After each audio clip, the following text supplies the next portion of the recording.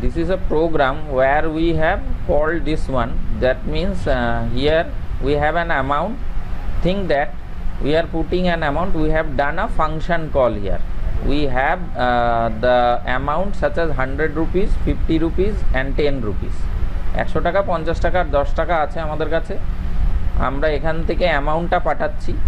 So what will happen, actually with the help of function calling we are doing, and here we have entered a array also. Okay, so we have seen the other way already, but function calling has not been done in many places.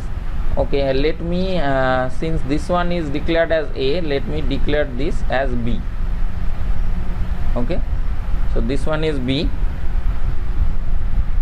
So if this one is B, so now first of all what is occurring here, first of all amount, the value of amount is 770.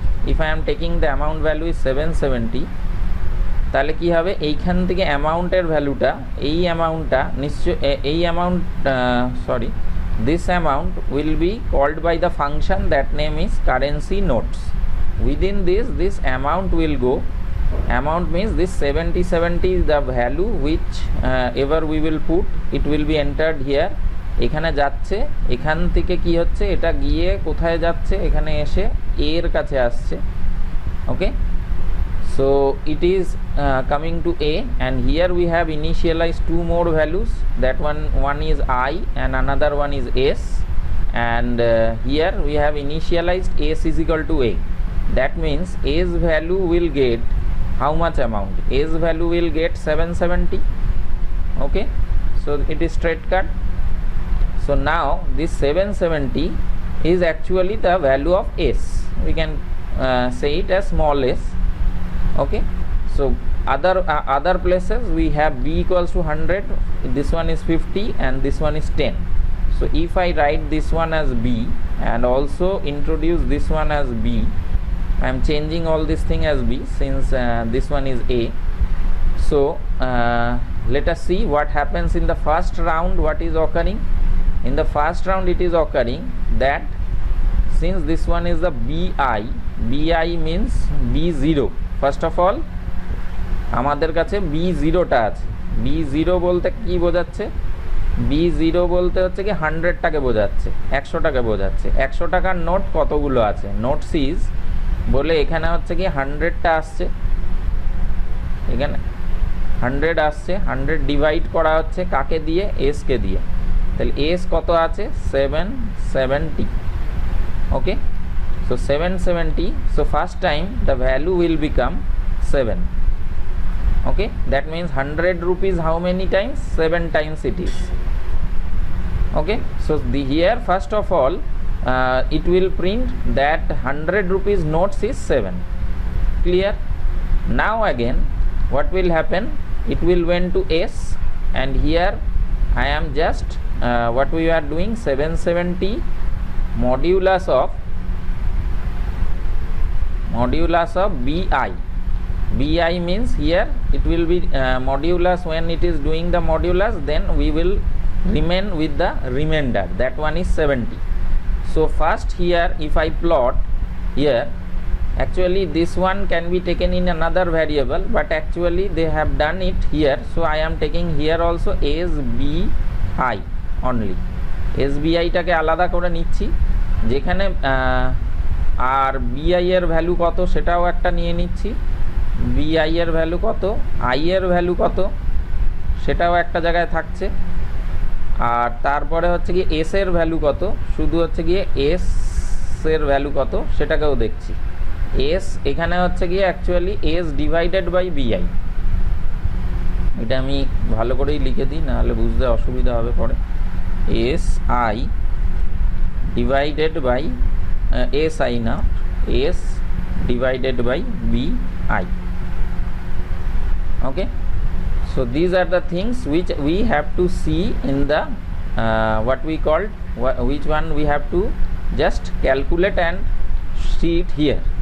তো প্রথমে আমার একটুখানি লেখাটা haphazard হয়েছে, তাহলে I এর ভ্যালুটা কত আছে, I এর ভ্যালু ফার্স্ট আমরা দেখতে পাচ্ছি 0 আছে, তাহলে এটা হচ্ছে কি I এর value, control Z, this one is I, So I value how much it is, let me write with this one, then it will not be problematic. Its value is 0. Okay, so what is the value of bi? According to bi, means b0, the value will be 100. Now what is occurring? S divided by bi, so it is coming 7 here. And what is the value of s here? First of all, the value of s is at the first, the amount value is s, a value s equals to a equals to 770, it is coming from the first time. This one is outside this table. This is actually called a decision table. Okay, so let me write the value of s here. First of all, the s, now after dividing, first s is 770, but now after dividing it has become, এটা divide করার পরে দাঁড়াচ্ছে আমার কাছে 70, ঠিক আছে।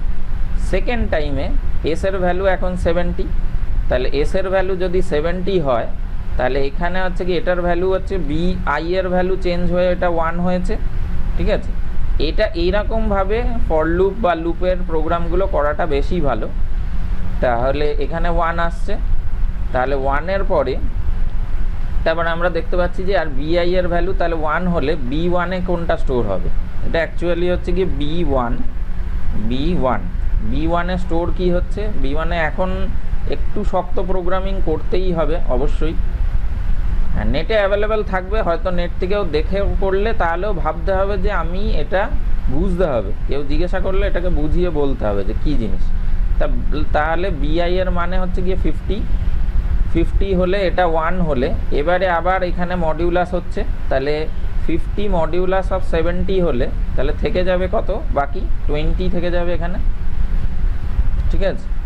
আর S divided by করলে তাহলে হচ্ছে কি 50 দিয়ে ডিভাইড করলে আমার মনে হয় একবারই আসবে, ঠিক আছে। S divided by 50, the actually এখানে হচ্ছে গিয়ে 70 ডিভাইড বাই 50 হচ্ছে, 70 ডিভাইড বাই 50 হলে এটা 1 হবে, মানে একটা 50 টাকার নোট, 7টা 100 টাকার নোট, এটা যেটা বেরোচ্ছে রেজাল্টটা বেরোচ্ছে 7খানা আছে 100 টাকার নোট, একটা 50 টাকার নোট। আর তারপরে সেকেন্ড টাইমে আরেকবার যখন এটা ঘুরছে তখন নিশ্চয়ই আই এর ভ্যালু ফার্স্ট চেঞ্জ হচ্ছে 2তে, কারণ এটা 3 পর্যন্ত আছে, তো এটা 2তে। এর পরের বারে কি হচ্ছে 7 যেটা হচ্ছে 1 হলো, তাহলে আমাদের কাছে 50 থাকলো, এখানে 20 থেকে যাচ্ছে, তাহলে এই 20টা ফার্স্ট আমার কাছে আই এর ভ্যালু 2 হচ্ছে, তাহলে হচ্ছে কি বি2তে এখানে হচ্ছে গিয়ে এখানে 50-র মধ্যে এবারে হচ্ছে কি বি2তে আমাদের কাছে 10 আছে, 10 টাকার নোট আছে, তাহলে 10 টাকার নোটটা আসলো, ওই সেম জিনিসই 10 টাকা দিয়ে এখানে ডিভাইড করা হচ্ছে, ডিভাইড করলে পরে আমার পাওয়া যাচ্ছে যে এখানে হচ্ছে কি ভ্যালুটা 2 আসছে, কারণ লাস্ট বারে যেটা ছিল 20 টাকা ছিল, 20 ডিভাইডেড বাই 10 করলে এখানে 2 চলে আসছে। আর এখানে এস এর ভ্যালু এবারে হচ্ছে কি মডিউলাস করলে এটা টোটালি 0 চলে আসবে, আর কিছু থাকছে না, তো রিমাইন্ডার আর থাকছে না, তাহলে আমার পেয়ে যাচ্ছি 100 টাকার নোট, 100 রুপিসের নোট পেয়ে যাচ্ছি 7টা, তারপরে ঠিক আছে। তো এই হলো গিয়ে ব্যাপারটা, এই জিনিসটাকে কারেন্সিটাকে এইভাবে কল করলেও হবে, আর অন্যভাবে যেরকমভাবে আরও যেটা নর্মাল করেছিল আগের দিন, লাস্ট দিন যেটা অঙ্কিতা সব থেকে প্রথমে পাঠিয়েছিল, ওটাকেও ফাংশান কল করে করলেও হবে, ঠিক আছে। তো যাই করো, কিন্তু হচ্ছে কি ফাংশান কলিংটা ইম্পর্টেন্ট ব্যাপার। So this one is one thing, another thing is that let me C the programming here. তো আমি তো এটা শেয়ার করেই দেব। আচ্ছা, প্রোগ্রামিংয়ের মধ্যে আমরা দেখতে পাচ্ছি এই প্রোগ্রামটা আছে, আমি এখানে কিছু কিছু চেঞ্জ করেছিলাম, বোধহয় এটা এ করে দিয়েছিলাম, একবার রান করে নিই। এখানে অ্যামাউন্ট অফ ক্যাশ দিতে বলছে, তো আমি অ্যামাউন্ট অফ ক্যাশ যেটা দিচ্ছে 770। আচ্ছা, গেট সিএইচ দেওয়া নেই বলে এটা অফ হয়ে যাচ্ছে, এখানে একটা গেট সিএইচ দিতে হবে। গেট সিএইচ দেওয়ার সাথে সাথেই আমাকে এখান থেকে কর্নায়টা নিয়ে নিতে হবে, তাহলে কর্নায়টাও নিয়ে এখানে বসিয়ে দিতে হবে, কন্ট্রোল এস। ওকে, তো যখন এটা রান হচ্ছে তখন এটা আমরা দেখতে পাচ্ছি যে 770 যদি আমরা দিই, তাহলে 7খানা আছে 100 রুপিসের নোটস, প্রোগ্রামে কোনো ভুল নেই, 10 রুপিসের নোটস, আর এটা রুপি 10 টাকার দুটো নোট আছে। তো এগুলো চলে গেল, এগুলো কমপ্লিট হলো। কিন্তু এই জিনিসটাই, এই যে প্রোগ্রামটা করা হচ্ছে, এটাকে নেক্সট দিন এটা ট্রাই করা হবে। আজকে সময়ও বেশি নেই, আমি এমনি দেখিয়ে দিচ্ছি, কোনো এক্সপ্লেনেশনে যাচ্ছি না। ক্লাস এবিসি, এটা হচ্ছে কি ক্লাসে কনভার্সন করতে হবে। তখন হচ্ছে কি অবজেক্ট, যেটা আমরা বলছিলাম এতদিন ধরে যে অবজেক্টের ব্যাপারটা, তো অবজেক্টের ব্যাপারে ঢুকতে হবে আস্তে আস্তে। সেই জন্যই এই ফাংশানটা এত সময় ধরে ধৈর্য ধরে করানো হচ্ছে। কিন্তু ফাংশানে বেশিরভাগ লোক করছো না, কিন্তু এইটা ফাংশানে করতে হবে নেক্সট দিন থেকে। তো ফাংশানে করতে হবে এই জন্যই যে এইটাকে আমরা যাতে করে টোটাল জিনিসটাকে আমরা ফাংশানের মধ্যে রাখতে পারি। এখানে অবশ্যই এখানে ডিক্লারেশন আপাতত এটার মধ্যে যেরাম আছে সেই অনুযায়ী করে দিচ্ছি যাতে করে এটা রান করে। তো পাবলিক বলে একটা অ্যাক্সেস স্পেসিফায়ার থাকতে হবে, না হলে এটা চলবে না। পাবলিক থাকতে হয়, কেন থাকতে হবে না থাকতে হবে এটার এক্সপ্লেনেশন নেক্সট দিনই করব, পরে আমার মঙ্গলবারই ক্লাস আছে। তো এখানে হচ্ছে গিয়ে ফার্স্ট আমাকে একটা অবজেক্টও ক্রিয়েট করতে হবে। সেই অবজেক্টটা হবে এবিসির অবজেক্ট, এবিসির ওবি। হয়তো এটা মাথার উপর দিয়ে যাবে, কিন্তু এটা আপাতত দেখে নাও যে এরকমভাবেই হয়। একটা ক্লাস ক্রিয়েট করছি, তার মধ্যে কিছু ফাংশানস আছে, ভ্যারিয়েবলসও থাকতে পারে, ভ্যারিয়েবলসটা বাইরেও থাকতে পারে, ঠিক আছে। তো এখানে হচ্ছে কি ওবি যেটা আছে, এই ওবি দিয়ে অবজেক্ট দিয়ে আমাকে কেন এত বারবার ফাংশান করে যাচ্ছি, কারণ হচ্ছে কি ফাংশানটা ভালো করে না জানলে তাহলে এই কলিংগুলো আমরা করতে পারবো না। এখানে এই ফাংশান একটা, এটাকে অবজেক্ট বলে, তাহলে হচ্ছে কি এই ক্লাসটার নাম যা আছে, ক্লাসের নাম এবিসি আছে, এই ক্লাসের নামেই একটা অবজেক্ট ক্রিয়েট করতে হচ্ছে। ক্লাসের নাম নেই, একটা অবজেক্ট ক্রিয়েট করলাম। এই অবজেক্ট ক্রিয়েট করার পরে ওবি ডট কারেন্সি নোটস বলে একটা ফাংশান আছে, কোথায় আছে সেটা ক্লাস এবিসির মধ্যে। এই টোটাল জিনিসটা কিন্তু মেমোরি স্পেস নেবে না। মেমোরি স্পেস কে নেবে? ওবি বলে একজন, সেই নেবে, ঠিক আছে।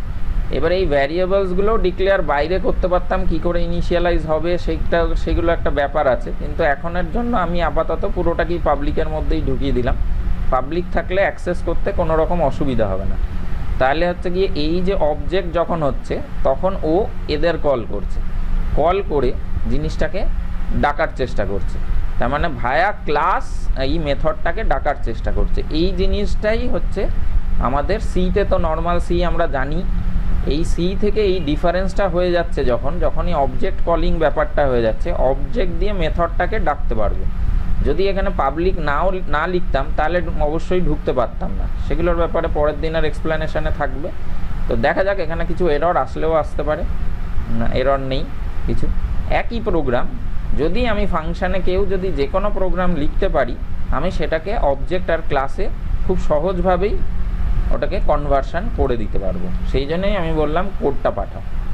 তো ওই জন্যই তোমাদের বলা হয়েছিল লাস্ট দিন ফাংশানে প্র্যাকটিস করো। তো তোমরা যারা করোনি তারাও ফাংশানের চেষ্টা করো। এই প্রোগ্রামটাই না, যে কোনো প্রোগ্রাম দেওয়া হবে এতটাই কনফিডেন্স থাকতে হবে যে আমাদের ফাংশানে কনভার্ট করা যায়। তো আমি যদি এইটুকুনিকেও যদি একবার স্নাইপিং টুলে তুলে নিই, জাস্ট বলার জন্য তুলে নিয়ে দেখবে যে যারা করেছে আগে অবজেক্টের ব্যাপারে, হয়তো এখানে যারা প্রেজেন্ট আছো, দেবপ্রসাদ কোথায় গেল? দেবপ্রসাদও বেরিয়ে চলে গেছে, ভালো কথা। তো কন্ট্রোল ভি এখানে রাখলাম। দেখতে হবে যে এই দুটোর মধ্যে ডিফারেন্স, এটা আমি পাঠিয়ে দেবো। ডিফারেন্সটা কিছুই নেই, শুধু এখানে ক্লাস লিখেছি, এখানে একটা সেমিক্লন লিখেছি, আর সেরকম কিছু না। ব্রিজিত স্যারও ক্লাস অবজেক্ট দিয়ে এবার থেকে করাবে। আর এখানে হচ্ছে অবজেক্ট, আর ফাংশন কলিংটা চলে যাচ্ছে এইখানটায় চলে আসছে ফাংশন কলিং। যদি আমি একটু বড়ই করে নিই তাহলে ফাংশন কলিংটা এখানে চলে আসছে, ছোট করে নিয়ে এখানে ফাংশন কলিংটা, এই ফাংশন কলিংটা এখান থেকে ডাইরেক্ট এইটা হচ্ছে কি অবজেক্ট বানাচ্ছে, যেটা কিনা মেমোরিতে স্পেস অকুপাই করেছে। সে একটা ফাংশনকে ডাকছে, সেই ফাংশনটা এখান থেকে গিয়ে এখানে আসছে। এবারে এখানে কলিং হয়ে যাচ্ছে, ফাংশন প্যারামিটারস টোটালি কল হয়ে গিয়ে এবারে হচ্ছে গিয়ে তোমাকে যা অ্যান্সার দেওয়ার, আউটপুটটা দিয়ে বেরিয়ে চলে যাচ্ছে।